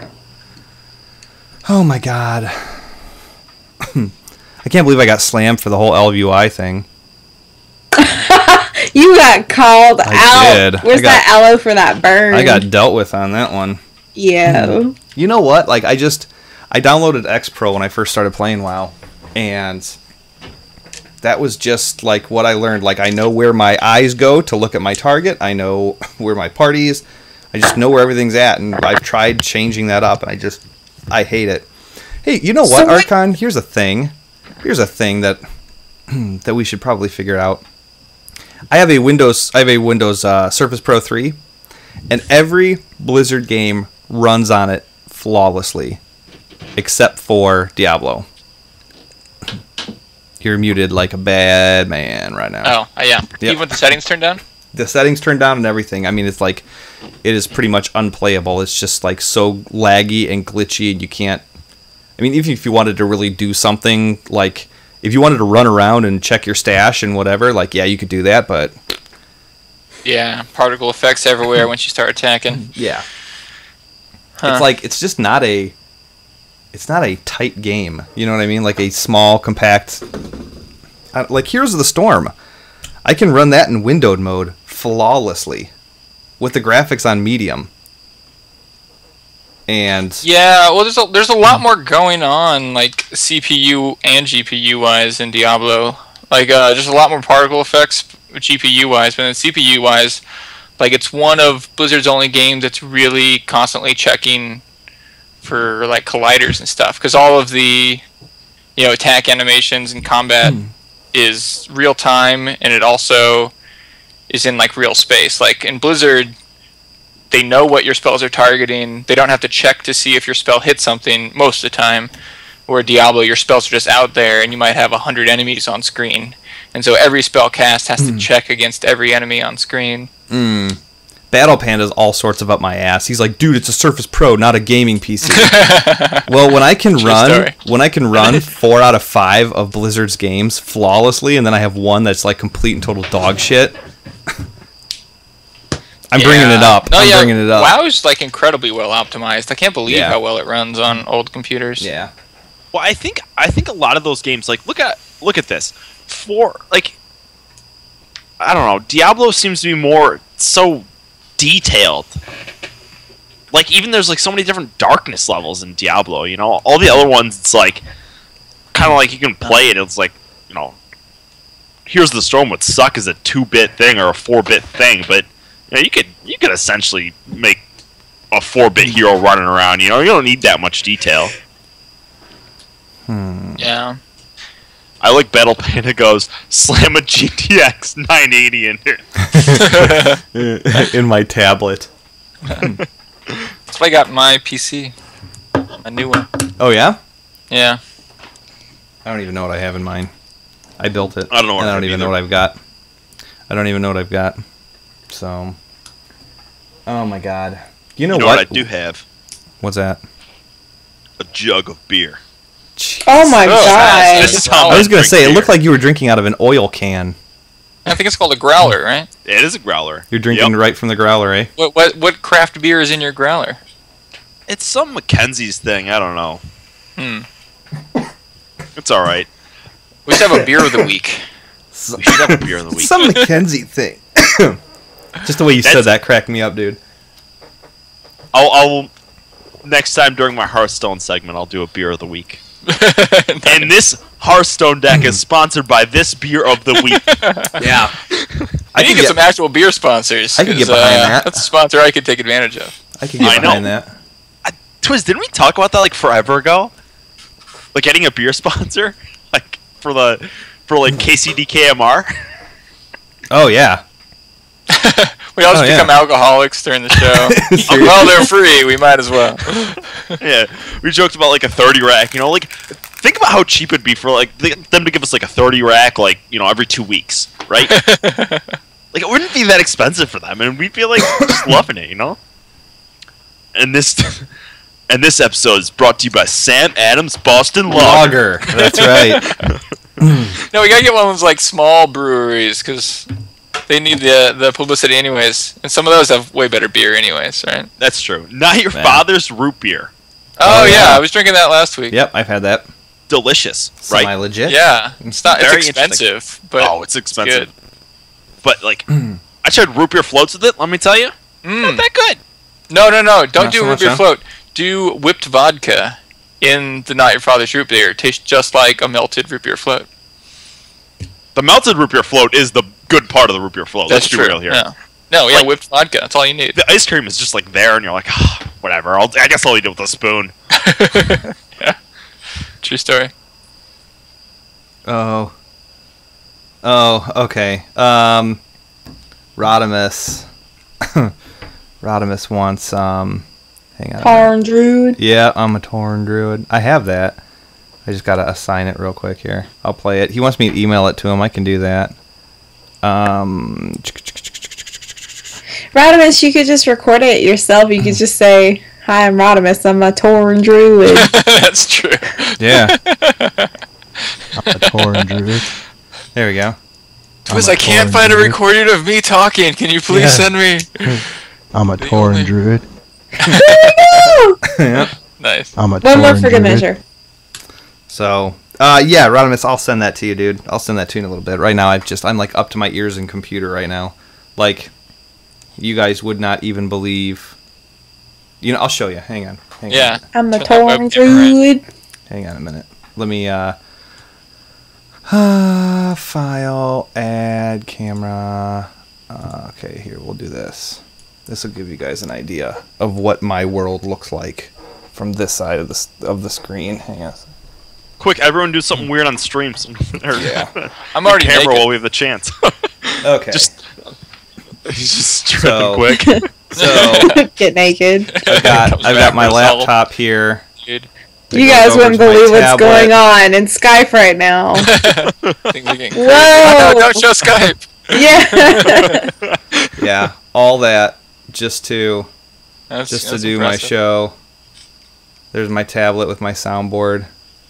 As you can see, it's just like I just touch a thing. I'm a Tauren druid. I'm a Tauren. So, Where's the Inception button? oh, it's right here. That's the best button. Yes. How do you refrain from pushing that every 5 seconds? I just don't. Temptation. Yeah. I just don't. So, anyway, so that's what takes. That's what's going on my end. All right. Well, I say with that, I think I'm going to call it a night for a little bit because I am sweating beyond belief. There's no air conditioning vent in this office. Oh, Oh, no. God. I'd be willing to bet you it is every bit of 100 plus degrees in here right now. That's rough. Sweet Yeah. Jesus. Computers. You're just trying to get that sauna going, trying to lose some weight, right? Yeah. Right. All right, guys. Thanks so much for watching out there, and we will catch you next week. Bye. See ya. See you guys.